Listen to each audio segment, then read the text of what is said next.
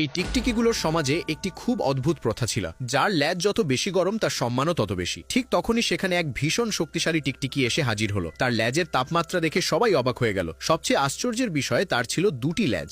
এটা দেখে হলুদ টিকটিকিটি ভীষণ ঈর্ষান্বিত হয়ে পড়ল, কিন্তু সে কখনোই তাদের সমকক্ষ হতে পারত না, কারণ তার তো কোনো ল্যাজই ছিল না। এই ভাবনায় তার মন একেবারে ভেঙে গেল। এমন সময় তার চোখ পড়ল একটি গোলাপি টিকটিকির উপর, আর প্রথম দেখাতেই সে তার প্রেমে পড়ে গেল। সে তাকে নিয়ে সুখের ভবিষ্যতের স্বপ্ন দেখতে শুরু করলো, কিন্তু মুহূর্তেই সেই স্বপ্ন ভেঙে গেল, কারণ সে দেখলো একটি লাল টিকটিকি তার দুই সঙ্গীকে নিয়ে চলে যাচ্ছে। দৃশ্যটি দেখে তার খুব রাগ হলো, কিন্তু ইচ্ছা থাকলেও সে কিছুই করতে পারল না। বন্ধুর এমন অবস্থা দেখে নীল টিকটিকির মাথায় একটি বুদ্ধি এলো। সে তাকে সঙ্গে নিয়ে অন্য জায়গায় গেল। হঠাৎ তার পা পিছলে গেল। তখনই তার চোখে পড়ল মাটিতে পড়ে থাকা একটি কলমের ভাঙা অংশ। উত্তেজিত সে বুঝে গেল এটিকে দিয়েই হলুদ টিকটিকির জন্য একটি ল্যাজ বানানো সম্ভব। দুজনে মিলে স্প্রিং লাগাতেই হলুদ টিকটিকিটি হঠাৎ আকাশে লাফিয়ে উঠল। জ্ঞান ফিরে পেয়ে সে নিজের নিচে একটি হলুদ ল্যাজ দেখতে পেল। আনন্দে আত্মহারা হয়ে ওঠার আগেই তারা বুঝতে পারল ওটা আসলে একটি খেলনা ডাইনোসরের ল্যাজ। বিষয়টি বুঝতেই দুজনেই ভয়ে কাঁপতে শুরু করলো। তবুও বন্ধুকে একটি ল্যাজ এনে দিতে নীল টিকটিকিটি সাহস করে খেলনা ডাইনোসরটির উপর ঝাঁপিয়ে পড়ল, কিন্তু হঠাৎ তার হাত থেকে একটি বোতাম চাপা পড়ে গেল। পরের মুহূর্তেই খেলনা ডাইনোসরটি ভয়ঙ্কর গর্জন করে উঠল। ভয়ে দুজনেই প্রাণপণে দৌড়াতে লাগলো। তবে সৌভাগ্যবশত